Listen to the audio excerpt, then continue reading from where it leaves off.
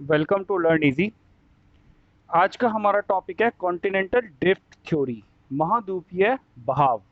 ठीक है। इसका जो हमने एक इंट्रोडक्शन था टेक्टोनिक्स का, वो पिछली वीडियो में हमने पूरा दे दिया था। टेक्टोनिक्स का इंट्रोडक्शन और कॉन्टिनेंटल ड्रिफ्ट थ्योरी का थोड़ा सा बेसिक हमने पिछली वीडियो में बता दिया था। आज हम इसकी पूरी थ्योरी और थोड़ा सा मैप वर्क करने जा रहे हैं कॉन्टिनेंटल ड्रिफ्ट थ्योरी का, जो इस थ्योरी में इस वीडियो में पूरा कंप्लीट हो जाएगा। ठीक है। और नेक्स्ट वीडियो में हमारे आगे इससे अगली थ्योरी चलेगी। तो हम जितनी भी ये थ्योरीज हैं टेक्टोनिक्स की, हर वीडियो में एक थ्योरी कवर करेंगे, एक वीडियो में एक थ्योरी। आज की जो हमारी थ्योरी है वो कॉन्टिनेंटल ड्रिफ्ट है।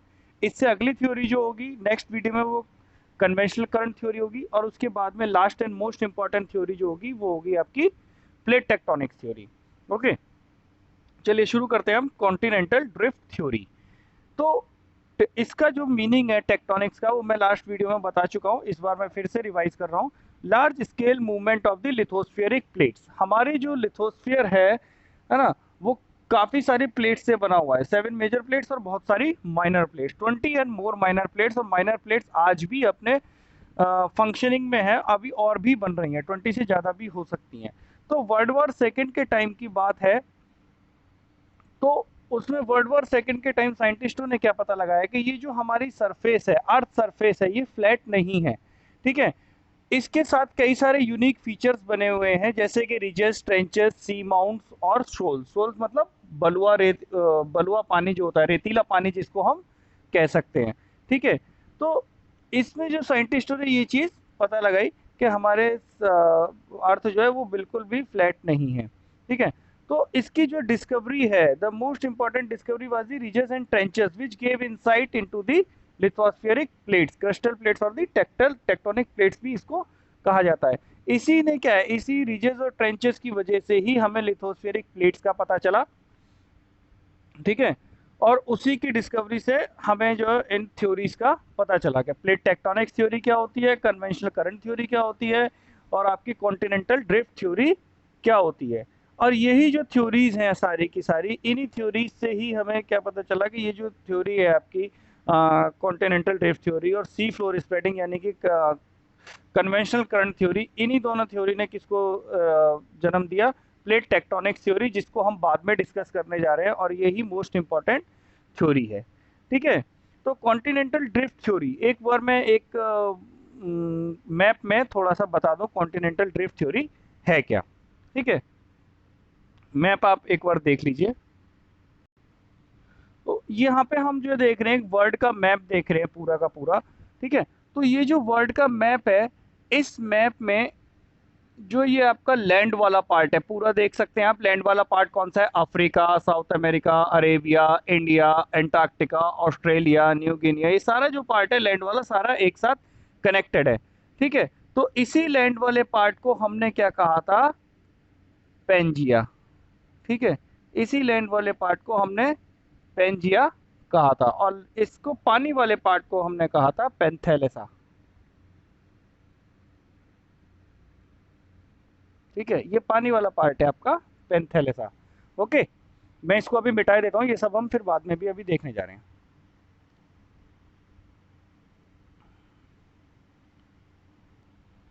तो जो हमारे साइंटिस्ट है वेगनर, जिन्होंने इस थ्योरी को दिया था, जिन्होंने कॉन्टिनेंटल ड्रिफ्ट थ्योरी को दिया था, इनका कहना ये था कि पूरा का पूरा जो कॉन्टिनेंट वाला पार्ट है, ठीक है, ये कॉन्टिनेंट वाला जो पार्ट है ये पूरा एक था, एक साथ जुड़ा हुआ था। इसके लिए इन्होंने कई सारे प्रूफ भी दिए थे। ठीक है। वो प्रूफ हम आगे अभी डिस्कस करने जा रहे हैं। ठीक है। तो ये जो पूरा का पूरा पार्ट है ये एक साथ जुड़ा हुआ था, ये बाद में एक दूसरे से अलग हुए। ठीक है। हम देखते हैं बाद में एक दूसरे से कैसे अलग होते हैं। ये पूरा एक साथ जुड़ा हुआ है, ये पेंजिया पार्ट हो गया। ये बाद में धीरे धीरे एक दूसरे से अलग हुए, क्रिस्टल प्लेट्स अपना आपस में एक दूसरे से अलग होती रही। क्रिस्टल प्लेट्स की वजह से क्या हुआ, कि ये जो पार्ट है ये दोनों हम देख रहे हैं, ये लोरेशिया और गोंडवाना लैंड में डिवाइड हो गया था। लोरेशिया और गोंडवाना लैंड के बाद क्या है, ये डिफरेंट डिफरेंट कॉन्टिनेंट्स आपके बनते चले गए। ये अलग अलग कॉन्टिनेंट आपके बनते चले गए। और करंट में जो हमारे पास मिलता है अब, जो अब ये मिला हुआ है हमें, ये अर्थ आज के टाइम में हमें ऐसी मिली हुई है। ये कॉन्टिनेंट हमारे एक दूसरे से अलग अलग होते चले गए, और बाद में अब करंट में जाके हमें जो मिली वो वर्ड ये वाली हमारे पास अब है। इस वर्ड में हम आज के टाइम में रह रहे हैं। देख सकते हैं आप यहाँ पे 225 मिलियन ईयर्स अगो इस तरह की अर्थ थी, सारे एक साथ जुड़े हुए थे। ठीक है, फिर ये क्रिस्टल प्लेट्स अलग हुई, हमारी जो टेक्टोनिक प्लेट्स हैं ये अलग हुई। अलग होने के बाद में क्या हुआ, ये लॉरेशिया और गोंडवाना लैंड बना। ठीक है, लोरेशिया और गोंडवाना लैंड अलग, धीरे धीरे ये क्रिस्टल प्लेट फिर से अलग हुई। ठीक, ये क्रिस्टल प्लेट अलग होने के बाद में हमारा ये जो है north America, Europe, Asia, south America, Africa, ये सब धीरे धीरे सब अलग होते चले गए। ओके, चलिए आगे चलते हैं हम। अब देखते हैं हम यहाँ पे, ये जो है आपका forces for the continental drift. Continental drift यानी कि जो कॉन्टिनेंट्स का, महाद्वीपों का जो बहाव था वो किस तरीके से हुआ, किन फोर्सेस की वजह से हुआ। तो इसके लिए हमारी दो फोर्सेस रिस्पॉन्सिबल थी। ठीक है, और वो दो डायरेक्शन में हुआ था, दो ही फोर्सेस थी और दो ही डायरेक्शन में ये बहाव हुआ था। तो जो पहला डायरेक्शन थी वो थी टुवर्ड्स इक्वेटर, यानी इक्वेटर की तरफ कॉन्टिनेंट मूव किए थे। और दूसरी जो डायरेक्शन थी वो थी वेस्टवर्ड, यानी कि वेस्ट की तरफ कॉन्टिनेंट मूव हुए थे। वो भी मैं अभी आपको एक डायग्राम के थ्रू समझाऊंगा कि किस तरीके से मूव हुए थे। ठीक है, towards equator it was due to the interaction of force of gravity. तो हम देखते हैं कि जैसे जैसे हम ग्रेविटी इक्वेटर की तरफ चलेंगे वैसे वैसे जो है ग्रेविटी बढ़ती हुई चली जाती है।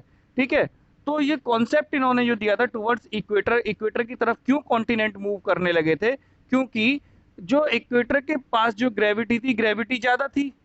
ठीक है, पोल फ्लिंग, पोल फ्लिंग का मतलब होता है कि जो सेंट्रीफ्यूगल फोर्सेस होती है ना, सेंट्रीफ्यूगल फोर्स कौन सी होती है, एक मिनट में आपको दिखाई देता हूँ।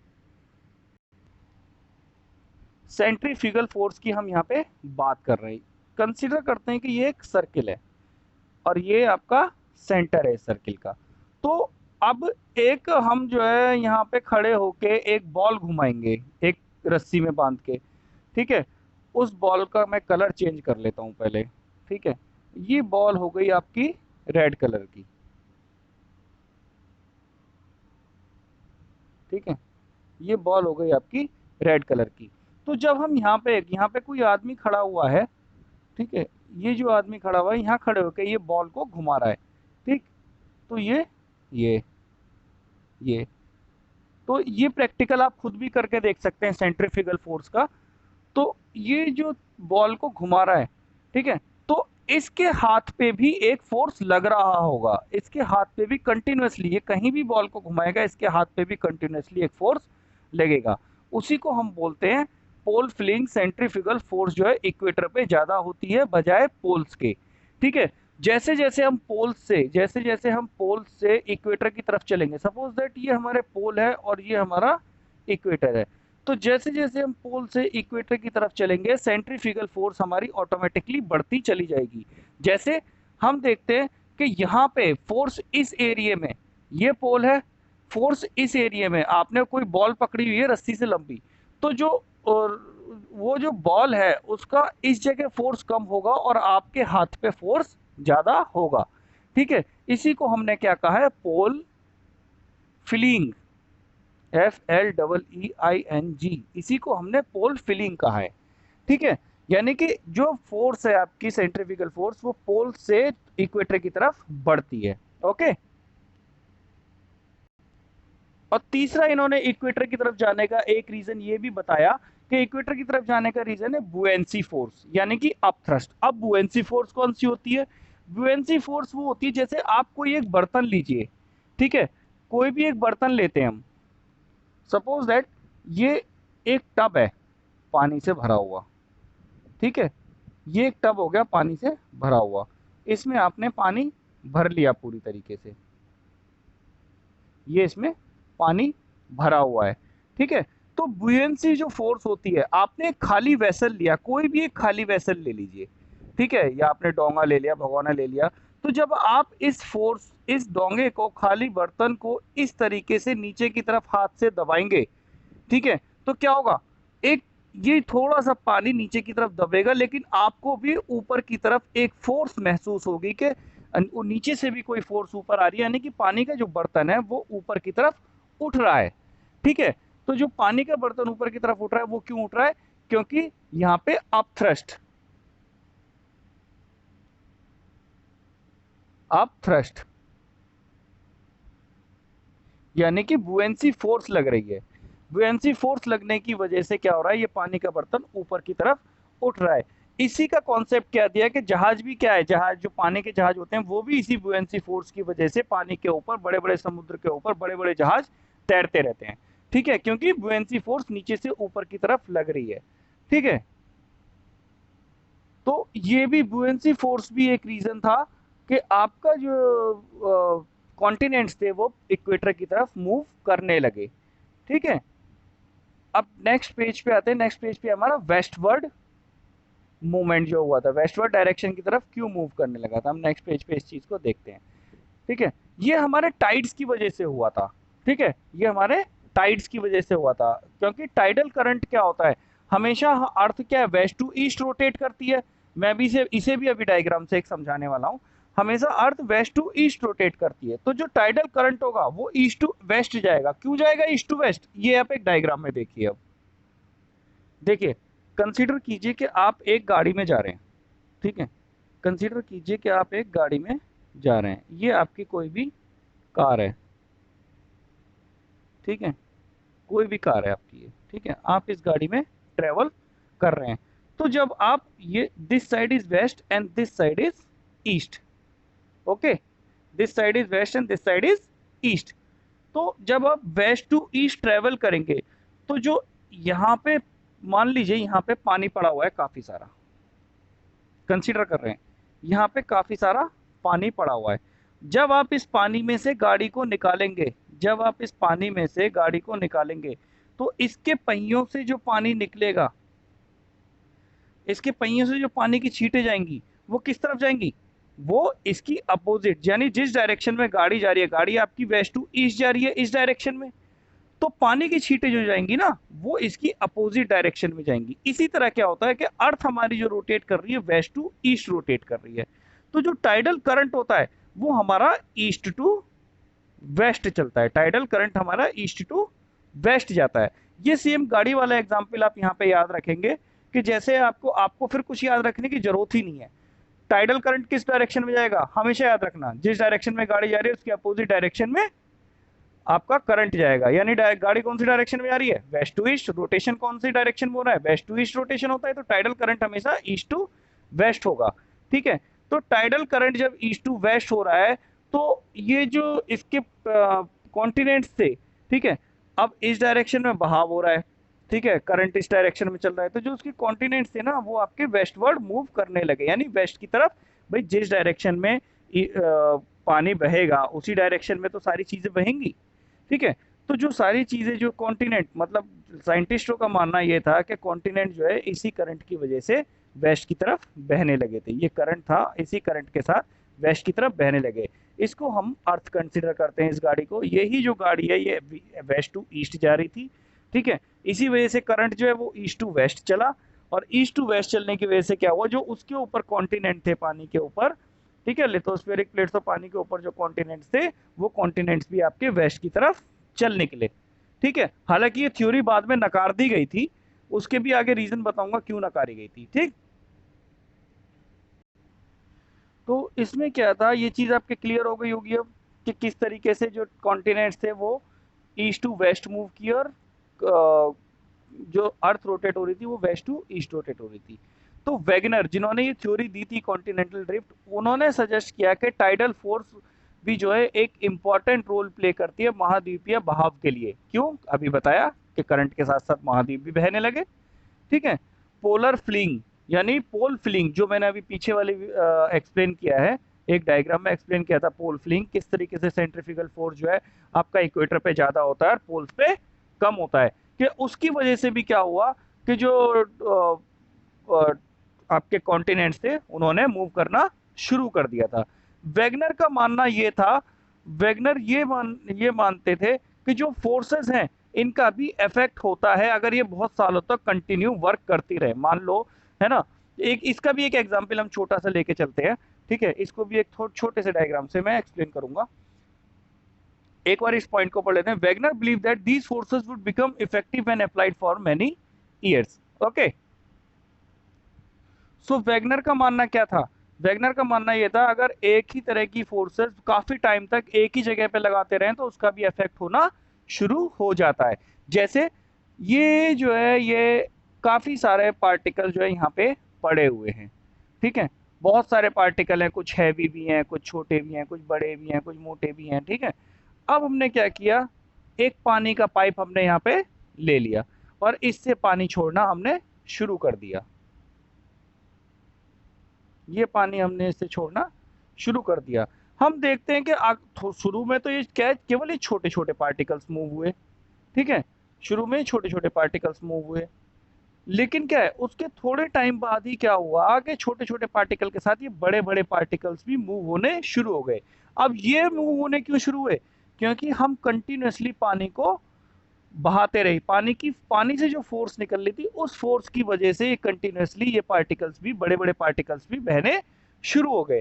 तो यही चीज वैगनर समझाना चाहते थे कि अगर बहुत सालों तक एक ही फोर्स को अप्लाई किया जाए या फिर अप्लाई होती रहे, ठीक है, तो ये जो पार्टिकल्स है, ये जो कॉन्टिनेंट्स है, ये मूव करना शुरू कर देते हैं, उसका भी इफेक्ट होना शुरू हो जाता है। ओके, अब हमारा नेक्स्ट टॉपिक है evidence in support of continental drift theory.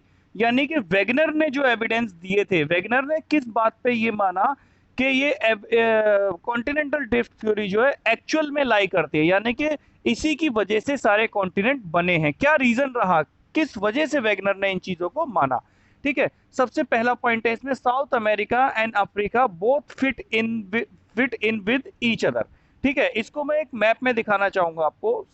ध्यान रखना, south America and Africa both fit in with each other, ठीक है। जैसे आपने बचपन में पजल वाले गेम खेले ना, कि रनिंग वाले के साथ रनिंग वाले का मैच मिला दिया, ठीक है। इसी तरीके से ये वाला है, वॉकिंग वाले के साथ वॉकिंग वाले का मैच मिला दिया, टॉकिंग वाले के साथ टॉकिंग वाले का मैच मिला दिया, ठीक है। तो इसी तरीके से क्या है, ये south America Africa both fit in with each other, ठीक है। दूसरा है ईस्ट कोस्ट, ये सब चीज मैं अभी आपको दिखाने जा रहा हूँ। East coast of India, Madagascar and Africa seems to have been joint, ठीक है।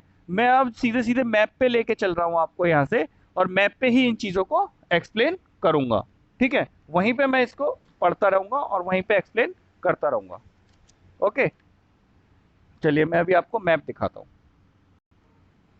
फिर से हम इसी मैप पे आ जाते हैं। इस मैप में मैं आपको दिखाता हूँ। सबसे पहला पॉइंट क्या कहा था इन्होंने, वेगनर ने, कि साउथ अमेरिका और Africa both fit in with each other. सबसे पहला पॉइंट था ये, जो कि अभी हम पीछे देख के आए हैं, ठीक है।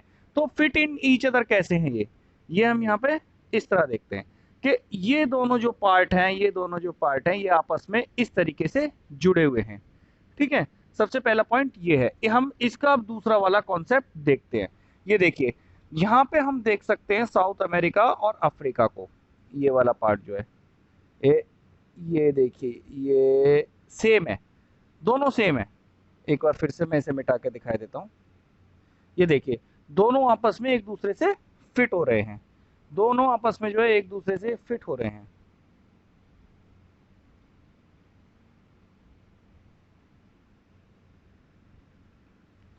यहां हम आसानी से देख सकते हैं कि अफ्रीका और साउथ अमेरिका, ये दोनों देखो, दोनों की शेप जो है आपस में एकदम से फिट होती है, ठीक है। इसी वजह से क्या वेगनर बोलते हैं, वेगनर का मानना यह है कि ये एक साथ ही थे जो बाद में प्लेट्स के खिसकने की वजह से अलग हुए, ठीक है। अब दूसरा जो उन्होंने प्रूफ दिया, वो प्रूफ क्या दिया, दूसरा प्रूफ उन्होंने ये दिया कि ईस्ट कोस्ट ऑफ इंडिया, यानी कि ये वाला coast, east coast of India, Madagascar और अफ्रीका, ठीक है, ये सारे के सारे क्या है, एक साथ ज्वाइंट थे। हम देख भी सकते हैं इस फिगर में कि ये एक साथ ज्वाइंट है।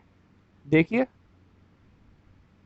ये एक साथ ज्वाइंट है ना, ये रे, ये तीनों एक साथ ज्वाइंट है, ठीक है।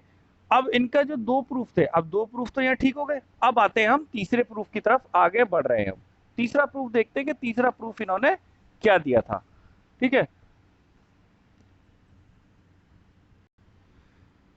ये हम इस वाली फिगर में देखते हैं, इस वाली में, ठीक है। इस फिगर में जो हम देखेंगे, वो क्या देखेंगे, तीसरा जो क्लू वो इन्होंने प्रूफ दिया, वो क्या प्रूफ था कि नॉर्थ अमेरिका और साउथ अमेरिका तो एक साइड आ गए, और अफ्रीका और एशिया जो है, Africa and Europe, Africa and Europe जो है वो एक साइड चले गए, यानी कि ये और ये। ठीक है, अब इनका कहना ये है कि भाई ये भी क्यों चले गए, ये हमने अभी पीछे एक थ्योरी, इसी थ्योरी में देखा था कि वेस्ट की तरफ मूव करने लगे थे कॉन्टिनेंट। तो देखिए इस वाले में थोड़े से अलग हुए, यहाँ पे बिल्कुल ही अलग हो गई है। तो क्यों? क्योंकि ये चीजें जो है वेस्ट की तरफ मूव कर गई थी। ठीक है, इनका मानना ये था कि नॉर्थ अमेरिका और साउथ अमेरिका वेस्ट की तरफ मूव कर गए थे, एक साथ थे और एक वेस्ट की तरफ मूव कर गए, और यूरोप और अफ्रीका जो है वो अपनी जगह पे बने रहे, ये चीजें जो है वेस्ट की तरफ मूव कर गई।